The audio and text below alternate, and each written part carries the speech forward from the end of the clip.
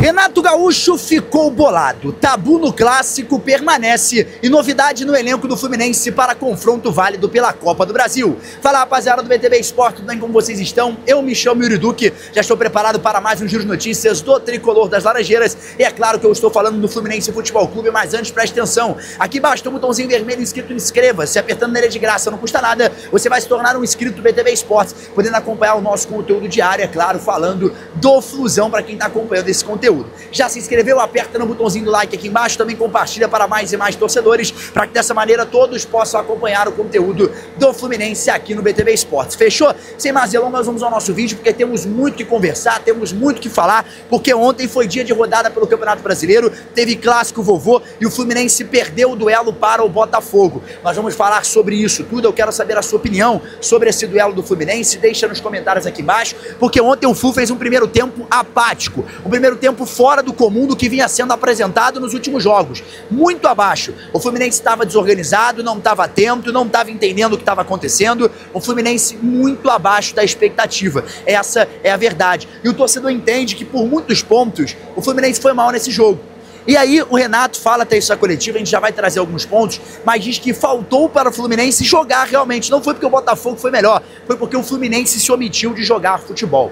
Algumas mudanças nesse time, a saída do Hércules, por exemplo, para a entrada do Facundo Bernal, segundo o Renato, era para dar uma consistência maior na parte defensiva de bola aérea. Ele até consegue encontrar esse padrão, mas ao mesmo tempo é um Fluminense muito abaixo no quesito organização. E isso o torcedor sabe porque acompanhou o primeiro tempo. Com as mudanças no segundo tempo, o Renato até consegue implementar ali um pouco mais de ritmo. Tem o pênalti no Arias, que para mim é um pênalti indiscutível, mais uma vez um erro de arbitragem para cima do Fluminense, um pênalti claro. O Arias é empurrado dentro da área, tem a carga faltosa, como foi também no jogo aqui dentro do Maracanã contra a equipe do Vitória. Eu perguntei para o Renato Gaúcho nessa coletiva do Vitória aqui no Maracanã e essa foi a resposta dele, falando sobre ali esse critério da arbitragem, que é muito mal usado para o Fluminense, entre outros e outros quesitos. Enfim, há essa responsabilidade toda aplicada para cima do Flu, é algo que pesa demais dentro dessa organização e o Fluminense mais uma vez é afetado dentro do Campeonato Brasileiro em uma rodada por conta do árbitro. O árbitro de ontem foi o Bruno Arleu de Araújo,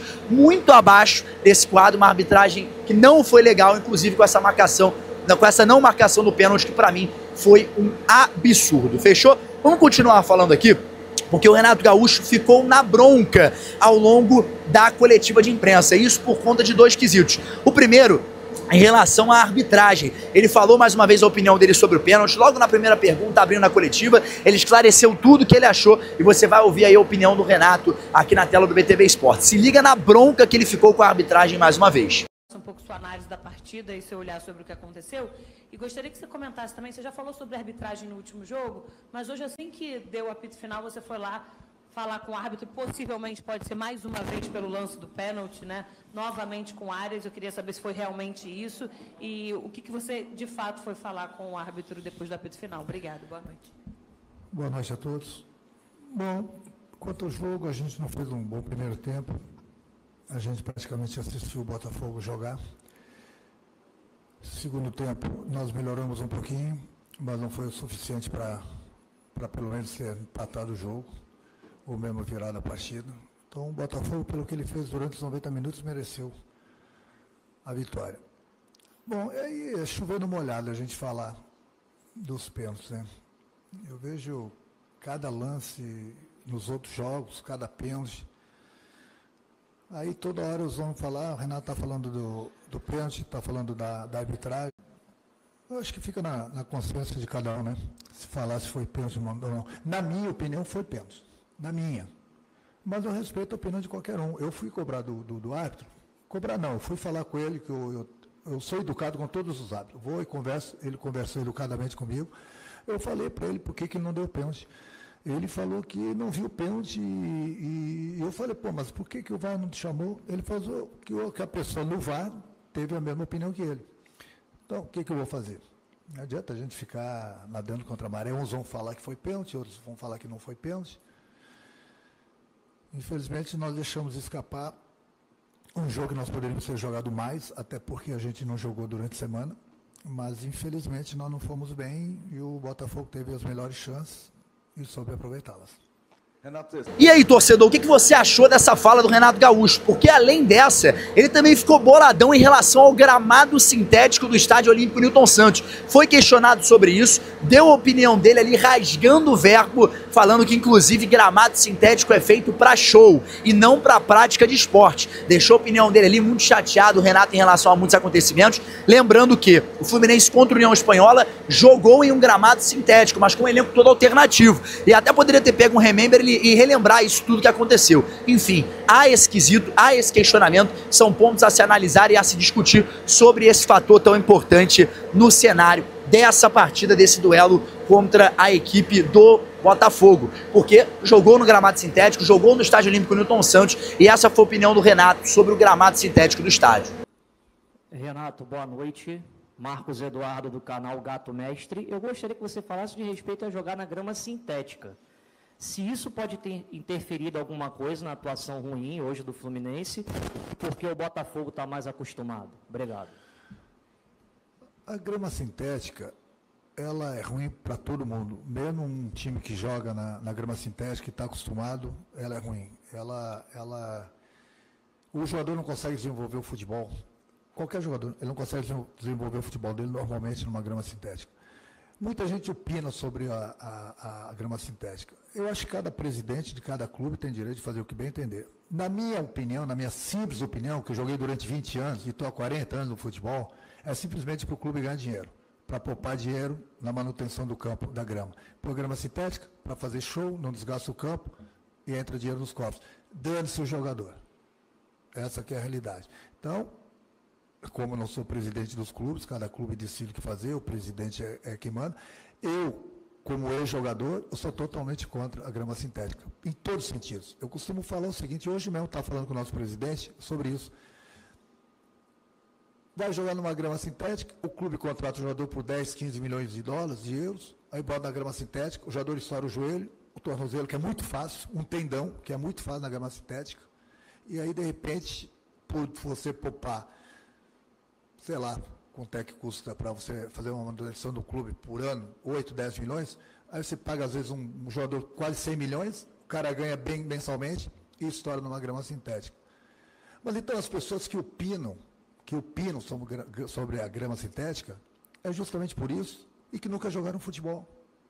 Essa que é a realidade. Então, você não pode opinar numa coisa que você nunca teve lá dentro. Mas são pessoas que têm o poder da caneta no clube. Então, acontece isso aí. Então, infelizmente, é lamentável. E eu vejo cada vez mais clubes colocando a grama sintética. Até eles perderem, a gente torce que não acontece isso, perderem um jogador caríssimo, e pode ser o barato também, um jogador caríssimo por causa da grama sintética.